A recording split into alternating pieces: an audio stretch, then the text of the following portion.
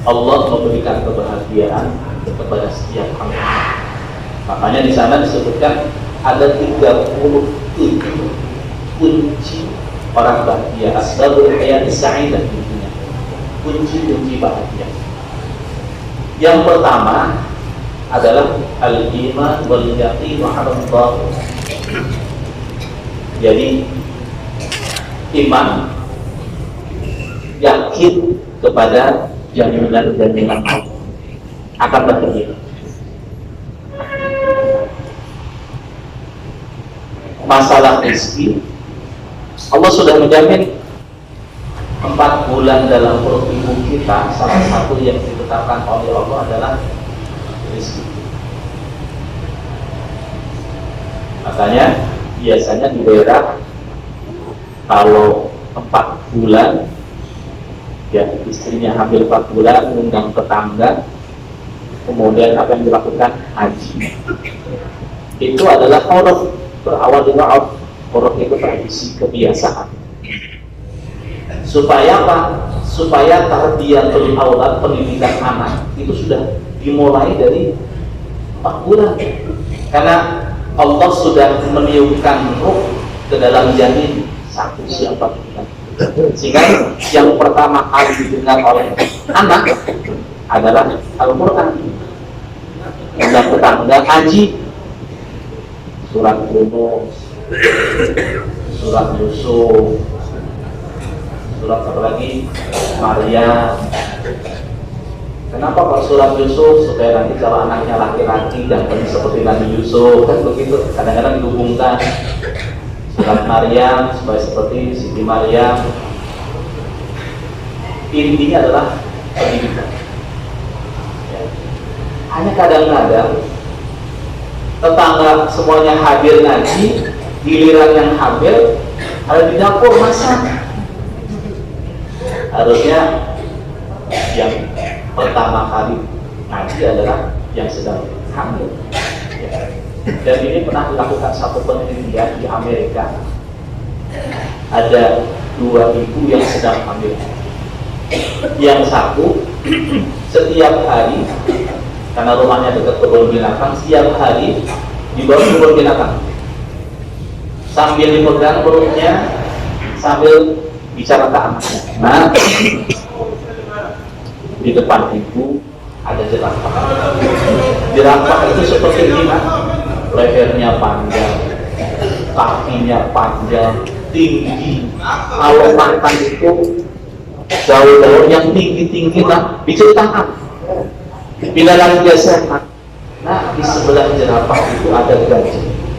Gajah itu seperti ini loh, diceritakan. Geser lagi ada ular. Semua yang ada di situ tiap hari diceritakan oleh ibunya. Nah, ibu yang hamil yang lainnya dibawa ke kota, di pinggir jalan. Nah, itu yang lewat mobil ini seperti ini. Terus yang mobil yang lewat dikomentari. Singkat cerita, anak itu lahir.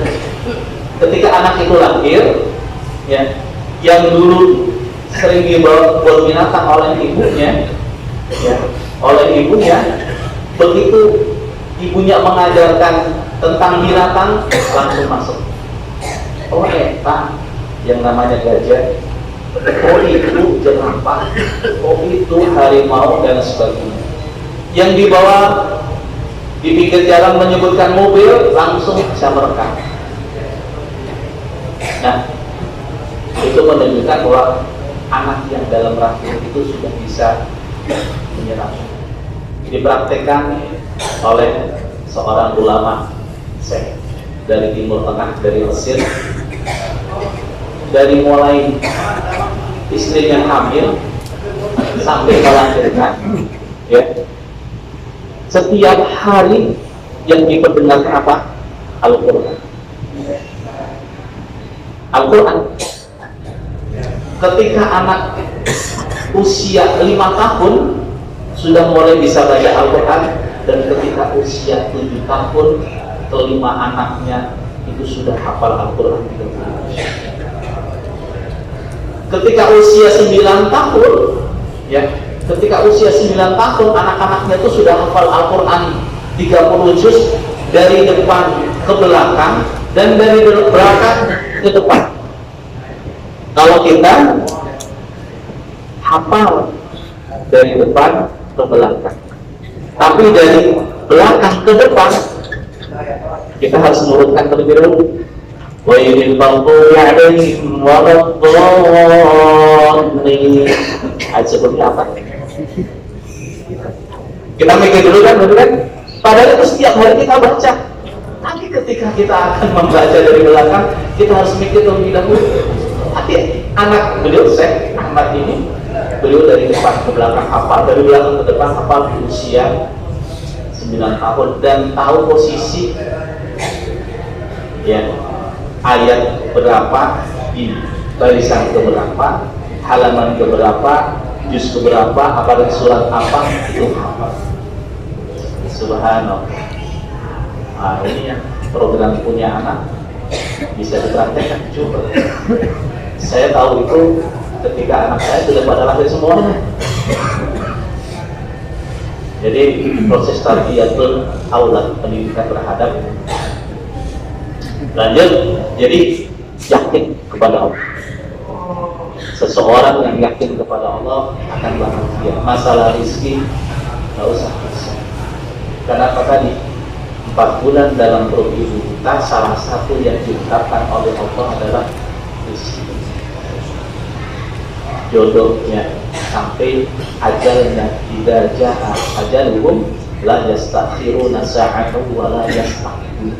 Ketika ajal sudah tiba, maka tidak ada seorang pun yang bisa mengajukan dan tidak ada seorang pun yang bisa mengakhirkan. Sudah.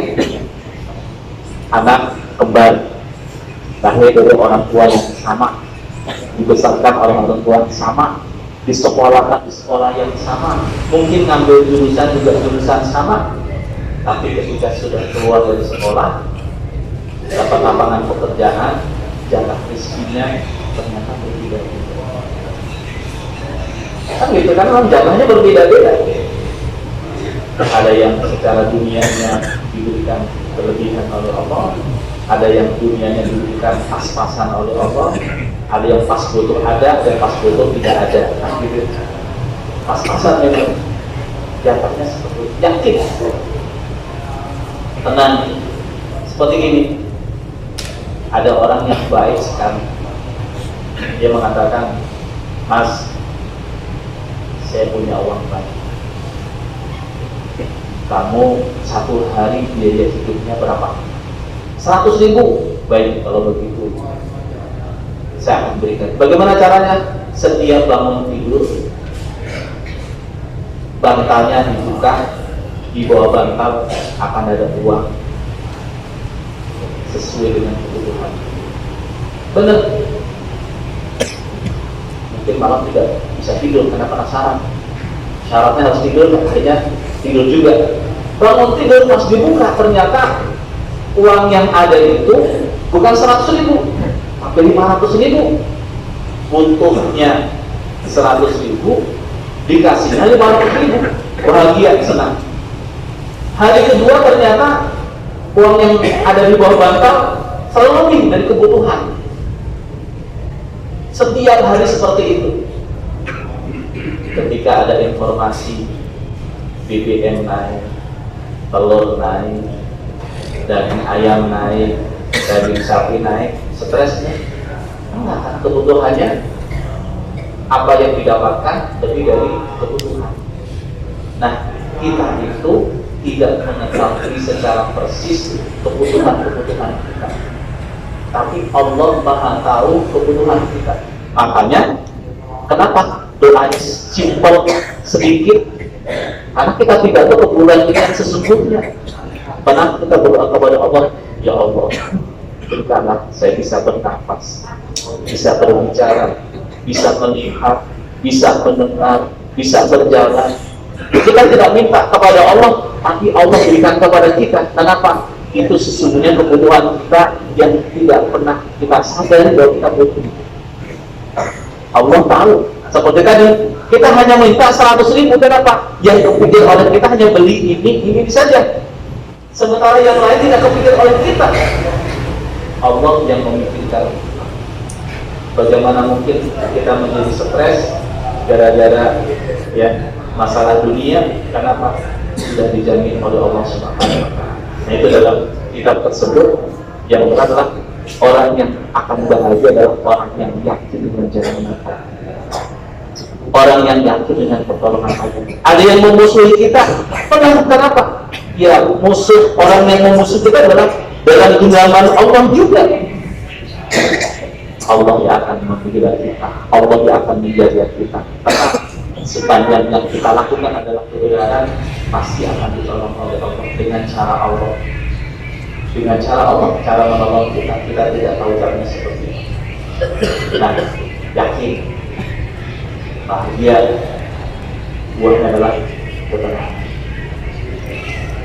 Dan kadang-kadang menghadapi situasi tertentu, apa enggak kesal, gelisah, risau, galau. Kemarin anak-anak masuk perguruan tinggi, ya, jam berikut risau, galau siapa? Orang tuanya. Anak-anak tenan saja kan gitu ya. Benar kan? Anak saya kan kemarin kan ujian masuk UPI, ya. Karena supaya dekat dengan rumah, jadi masuk UPI setahun. Nah, yang sibuk adalah uminya, ibunya.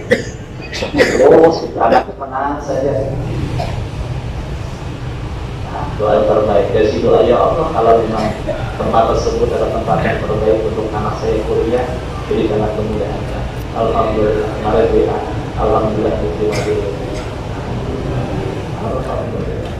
Ya, hanya doakan saja, tidak usah mikir-mikir itu. Sudah, pokoknya doakan. Kalau itu yang terbaik, berikanlah kemudahan. Kalau memang tidak terbaik, ya carikan tempat yang terbaik untuk mendapatkan ini. Jadi kunci yang pertama adalah yakin kepada Allah, yakin dengan jaminan Allah, yakin dengan pertolongan Allah. Sudah, kalau kita yakin menghadapi dunia bukan segala-galanya untuk seseorang menjadi bahagia, karena banyak orang yang dunianya berlimpah tapi hidup tidak. Orang koruptor, ya, itu uangnya banyak katanya sebelum melihat, tapi kelihatannya tidak bisa menikmati kebahagiaan. Saya sudah mengisi di LP Sukamis, ketemu orang-orang yang ya bergelintir dalam tanda kutip ya di sana. Bahkan dulu saya ngisi di LPI Jakarta, ketemu dengan salah seorang, beliau bercerita ternyata bagi beliau penjara adalah karunia dari Allah. Saya baru ketemu satu orang yang mengatakan begitu, Ustaz, saya mendapatkan karunia dari Allah. Apa itu? Karena Allah mencegah saya untuk melakukan kejahatan berikutnya. Kalau saya tidak ada di sini, maka banyak kejahatan-kejahatan yang hari ini saya lakukan. Tapi dengan saya ada di sini, maka saya terhindar dari melakukan kejahatan-kejahatan berikutnya. Beliau sadar betul bahwa kenapa ada di sini? Karena memang melakukan kejahatan yang memang layak untuk mendapatkan itu. Tapi sesuatu yang besar bagi dia adalah mendapatkan hidayah dari Allah SWT. Salah satu bentuk syukur beliau adalah beliau izin mengundang ustaz-ustaz, guru ngaji untuk bisa mengajarkan ngaji kepada orang-orang yang dalam penjara tersebut. Salah satu yang diundangnya adalah saya. Jadi saya sepekan sekali Pak isi ceramah di LPI di situ. Guru ngaji yang baca Al-Quran, untuk yang motivasi dan sebagainya. Prosedurnya resmi. Ya karena anggaran untuk kegiatan-kegiatan tersebut kan memang terbatas di LPI. Sehingga kalau kemaslahatannya bersama diperbolehkan di sana, sehingga ada kegiatan sanlat untuk para narapidana, belajar Al-Quran, hadirkan ustaz, ada setiap ada libur itu ada kultum, ya kuliah terserah antum. Hadirkan dari mana-mana, dia dari mana? Dari keluarga. bukan untuk nyogok. Saya tanya, Pak, apa targetnya Bapak? Kata beliau, Ustaz, target saya keluar dari LPS ini bisa hafal Al-Quran 30. Saya tanya, kalau dengan program yang Bapak lakukan sekarang, kemudian saya sampaikan ke Menteri, Bapak hari ini dikeluarkan, mau tidak? Saya tidak siap. Kalau hari ini harus keluar, saya ingin iman kuat terlebih dahulu, karena kalau saya ada di luar, potensi saya bisa kembali kepada tempat yang membuat saya terjun. Sampai seperti itu ada. Dan saya ketemu dengan dulu, namanya apa sih namanya yang sama, kayak enak kan gitu. Tapi sangat luar biasa. Cara Allah memberikan hidayah kepada hambanya dengan berbagai macam cara. Mungkin kita melihat ada orang masuk penjara seakan-akan hina di sisi manusia, bisa jadi ketika dia bertobat kepada Allah menjadi orang yang lebih mulia daripada kita yang ada di luar. Dan di Banjai juga saya ngisi di Soekarno-Hatta, ya, suka miskin dari Jakarta, ketemu dengan hamba-hamba Allah yang terdiri dari melakukan perbuatan maksiat, tapi banyak di antara mereka yang kemudian sadar bertobat kepada Allah, kemudian memperbaiki diri, semua tenaga memperbaiki. Tapi ada juga yang curhatnya dendam, ada juga ada kan. Karena biasalah habis ceramah langsung pada perawatan gitu, hanya ada yang masih dendam gitu. Nah kalau masih dendam berarti ketahuan, berarti dendam. Nah, ya. Ditanya, nah kalau seperti itu kira-kira bahagia menikmati tempatnya atau tidak? Wah, malah berarti selamat menderita. Jadi penderitaan sesungguhnya adalah penderitaan yang dibuat oleh sikap dan perilaku serta pola berpikir kita sendiri. Terus diarahkan mulai merundul oleh bawah ke bawah. Dan saya di sini 10 tahun. Kalau 10 tahun saya tetap masih seperti itu, berarti selama 10 tahun saya menderita setiap hari. Menderita. Dunianya sudah seperti itu, ya. Ditambah dengan menderita lagi, sudah selamat menderita saja selama 10 tahun itu. Tapi kalau pola berpikir kita, kalau misalkan tidak merasa bersalah, ada yang begitu Pak, karena merasa tidak bersalah, ada yang memfitnah sehingga masuk ke situ. Kita kembalikan, ya hikmah saja. Ya. Mungkin ada dosa-dosa yang pernah dilakukan di masa lalu, cara Allah menggugurkan dosanya dengan cara seperti itu, kan gitu. Ya, nempel ya di dinding, misalkan ada terkena tinta, ada cukup yang bisa jadi dengan pakai air dilap sudah bersih.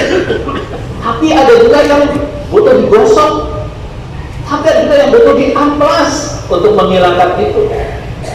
Nah, kita pun demikian. Ada yang cukup astagfirullah, Allah langsung menerima tobat. Tapi ada yang lebih dari itu. Dengan apa? Selain tobat, sedekahnya, amal solehnya, ibadah-ibadahnya baru dihapus oleh Allah Subhanahu wa Ta'ala. Walaupun akan tidak bersalah, ya ternyata difitnah oleh seseorang sehingga masuk ke sini, maka kalau kita ingin menikmati, udah evaluasi diri aja, apa saja yang kita lakukan selama ini. Jangan-jangan itulah yang membuat Allah Subhanahu wa Ta'ala memasukkan kita ke tempat tersebut, ya, supaya apa? Supaya bisa kita habis oleh Allah. Jadi segala sesuatu kalau dihubungkan dengan Allah enak, ya, nyaman. Makanya orang yang ingin bahagia dalam kita tersebut sebutkan satu adalah yakin kepada Allah, yakin dengan jaminan Allah, yakin dengan pertolongan Allah. Apa yang terjadi pasti sudah menjadi ketetapan Allah. Kita ambil yang positif. Kalau kita ambil yang negatifnya, ya menderita yang positif. Itu satu dulu ya, dari 37. Banyak sekali hitung aja ya. Ada yang 7, ada yang 37 akhirnya. Banyak supaya kita banyak mendapatkan ilmu. Nanti kita akan bahas juga Bapak Ibu tentang ilmu minimal fikih toharoh dan fikih sholat. Jadi mulai dari tanah suci tadi kemarin kami menyampaikan satu, ya paling tidak nanti kita bisa dakwah ke masyarakat, karena tidak dipungkiri ketika seseorang sudah berangkat haji, penilaian positif dari masyarakat itu meningkat. Kalau penilaian positif dari masyarakat meningkat tidak diimbangi dengan peningkatan kualitas diri kita, maka ternyata haji-haji akan begitu. Akhirnya tak haji-haji, gak bisa haji, dulunya nggak benar, haji, nggak bisa berdoa, haji, kan begitu. Nah, PR kita dalam dakwahnya salah satunya seperti itu. Di surat Al-Rahman, ya, nanti menjadi surat paling tidak sampai kullu man 'alaiha fan wa yabqa, ya, sampai ayat ini. Baik, itu yang poin pertama yang kita bahas, bab wudhunya dengan contoh Rasul. Kita tidak termasuk orang yang taklid, ikut-ikutan. Kemudian sholatnya pun demikian. Kalau sholat nanti sedikit bahas tentang hadis-hadis yang berhubungan dengan ibadah sholat kita. Kenapa kalau sholat kita berdiri? Kenapa kalau sholat kita harus berwudu terlebih dahulu? Kenapa takbiratul ihram, mana hadisnya dan sebagainya? Ya, kan kita sholat di al-qabul, ya, wa tahrimuha at-takbiru, ya, kemudian diakhiri dengan salam. Wa tahliluha at-taslim, diakhiri dengan salam. Dalam sholat doa nanti kita tambah doa-doa yang mudah-mudahan bisa kita tambahkan saat kita berdoa, ya. Jadi bukan hanya Rabbana atina fid dunya hasanah saja, tapi ada doa-doa lain, ya, yang mudah-mudahan bisa melengkapi doa-doa kita kepada Allah. Kan kadang-kadang kita kalau berdoa, sebelum berdoa banyak yang ingin kita minta, tapi saat berdoa tiba-tiba ya apa lagi ya, kayaknya sudah cukup deh, segitu aja deh ya Allah, kan begitu. Nah, kalau doa dipersilakan, silakan doa masing-masing.